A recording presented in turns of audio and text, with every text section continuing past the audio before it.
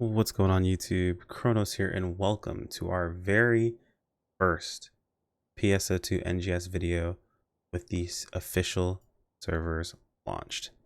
And man, oh man, was it quite the battle to get here. But before I jump into what today's video is going to be about, if you guys are new to the channel, my name's Krono. I do content over here on YouTube daily. Would much appreciate if you guys would toss a subscribe, as it does help me out quite a ton. We've been hitting some crazy goals recently that I'm super excited about. So today's video is going to be a little bit more laid back. You guys are going to have to forgive me.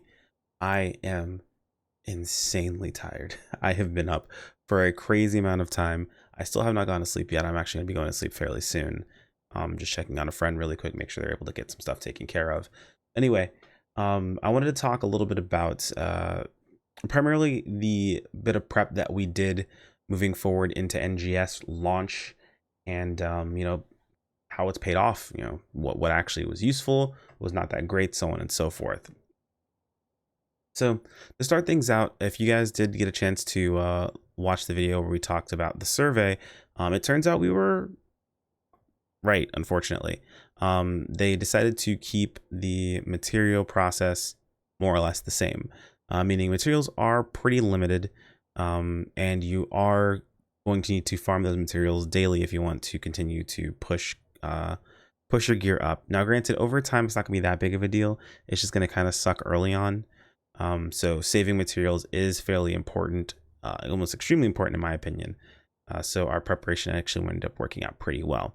But there were a couple of things I did want to talk about as far as the prep early on, because there is some things that I was rather surprised about. So first thing was my 1-star weapons. When compared to the actual base 1-star weapons, they weren't that much stronger. But there was a catch, and I wanted to actually show you guys this really quick here. Make sure I can, yeah, okay. So one thing to note when you actually check out this section here is there's this weapon up percentage. And though our attack didn't increase by very much, even though we had like, plus 35 1-star weapons, the that plus percentage did go up. And as you can see right now, I'm currently level 10. I'm using my 3-star weapons themselves. So I'm using my my Alice, which is a 3-star in NGS. We're looking at 31% weapon up on all of these individual stats. Of course, my armor is very much included in all of that. It is giving an extra 5%, which is insanely powerful. And providing tons and tons of stats, since we're using 8 slot, what were god units before this, now of course are legacy units now, but very, very strong, very powerful. So how well did this pay off moving into NGS? To be honest, pretty darn well. It's made it so I haven't had to stop to think about gearing for a second. I just literally beat everything into storage, sort through it later, and I can keep going forward. I can keep helping friends, power through content. I can keep smashing enemies. And the best part about it is I don't feel drastically overpowered. There was a point in the story where I was a little concerned because I did take on a boss fairly quickly, but turns out apparently that boss just had kind of low HP for that point of the story. And I was a little bit, I had grinded a little bit more than I needed to before getting to that point in the story itself. But to be honest, everything else I was pretty much on point for.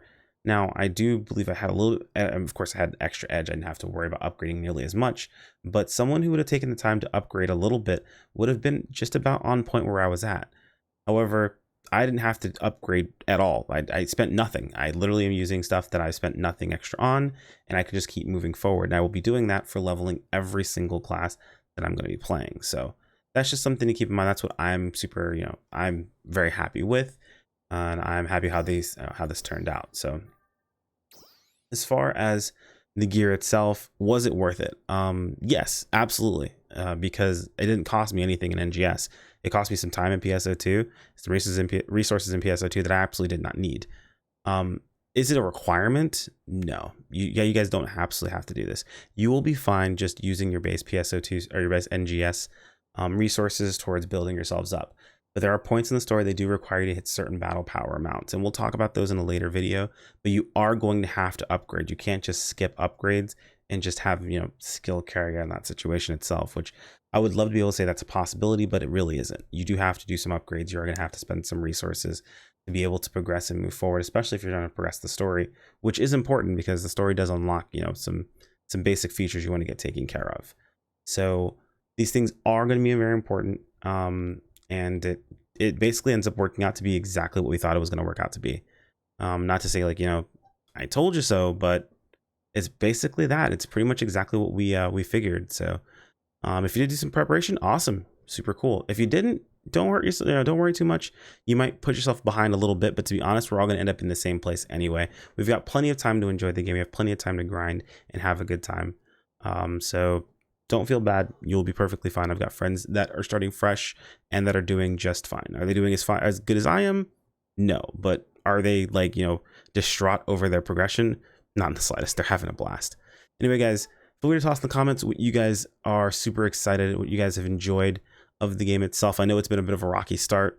We waited, I think, like 6-8 hours for the servers to go live. First, by the way, I wanted to go ahead and stop really quick and mention thank you guys so much. If you guys are around the Twitch channel for all of the support, we hit 3K followers on Twitch.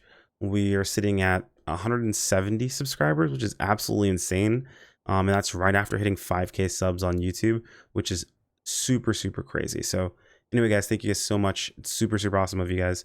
Yeah, any hype you might have, toss in the comments. Any questions you might have about, you know, my gear choices, anything along those lines, feel free to toss those in the comments below as well. But of course, there's a video that describes all that stuff too, so you can always just check that out. As always, guys, a like on the video is much appreciated. Absolves your half your ad block. You'll get their half absolved by subscribing. Both are completely free and they do help me out a ton. If you want to keep up with content as it goes live, make sure to click on the bell icon to be notified of those videos or community posts, or join us over on Discord or follow me over on Twitter for notifications via those two avenues. Don't forget to comment Endgang if you're a part of the Endgang, guys, and I'll see you in the next video. Take care. Peace out.